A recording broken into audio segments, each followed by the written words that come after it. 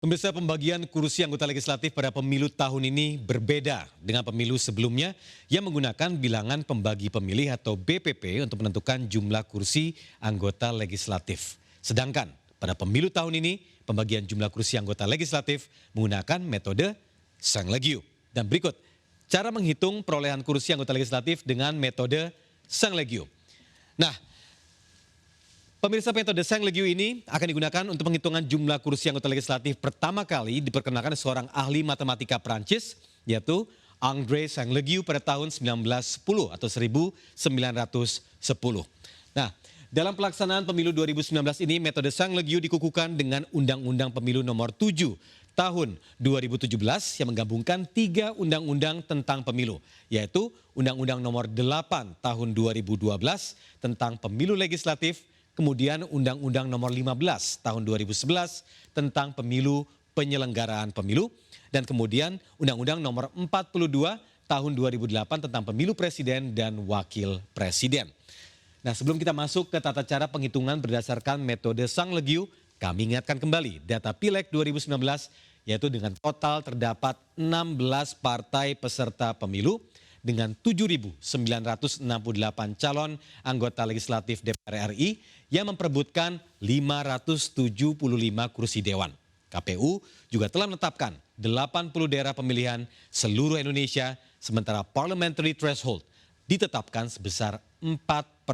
Artinya, hanya partai yang memperoleh minimal 4% dari jumlah total suara nasional yang berhak mendapatkan kursi DPR RI. Nah, kemudian sekarang kita masuk ke penghitungan kursi anggota legislatif. Kita lihat tabel berikut ini.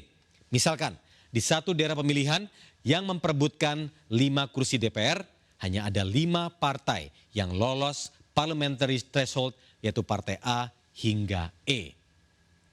Jadi pada tabel ini partai F, G, dan H tidak lolos parliamentary threshold. Nah, kemudian berdasarkan metode Sang-Legiu untuk menentukan perolehan kursi, jumlah perolehan suara partai dibagi dengan bilangan ganjil 1, 3, 5, 7, dan seterusnya. Lalu pembagian di ranking, partai dengan hasil pembagian yang terbanyak yang berhak mendapatkan kursi. Dan untuk lebih jelasnya mari kita mulai penghitungannya. Perhatikan baik-baik pada kolom kursi. Untuk kursi yang pertama, perolehan suara semua partai dibagi dengan bilangan 1, kemudian di ranking. Kita lihat dari hasil pembagian dengan bilangan 1, setelah di ranking ternyata partai A mendapatkan jumlah terbanyak yaitu 40.000, dengan demikian kursi pertama menjadi hak partai A. Nah, kemudian kita lanjutkan dengan kursi kedua. Dari pembagian sebelumnya partai A telah mendapatkan 1 kursi, maka untuk perolehan kursi kedua, suara partai A dibagi dengan bilangan ganjil pembagi kedua atau bilangan 3.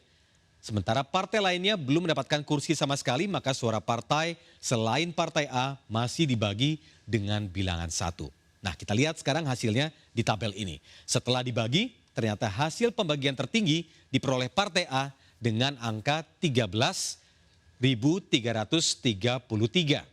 Dengan demikian, kursi kedua anggota legislatif kembali diperoleh oleh partai A. Dan dalam tahap ini atau hingga tahap ini, partai A telah mendapatkan 2 kursi. Nah, selanjutnya kita lihat untuk perolehan kursi ketiga. Dari pembagian sebelumnya partai A telah mendapatkan 2 kursi, maka perolehan kursi ketiga, suara partai A dibagi dengan bilangan ganjil pembagi selanjutnya atau bilangan 5. Tadi 1, 3, kemudian sekarang 5. Sementara partai lainnya tetap belum mendapatkan kursi, maka suara partai selain partai A masih dibagi dengan bilangan 1. Setelah di ranking, ternyata nilai terbanyak didapat oleh partai B sebesar 12.000. Dengan demikian, kursi ketiga anggota legislatif didapat oleh partai B. Dan sampai tahap ini, partai A telah mengantongi 2 kursi, sedangkan partai B 1 kursi. Nah, sekarang kita lihat di perolehan kursi keempat.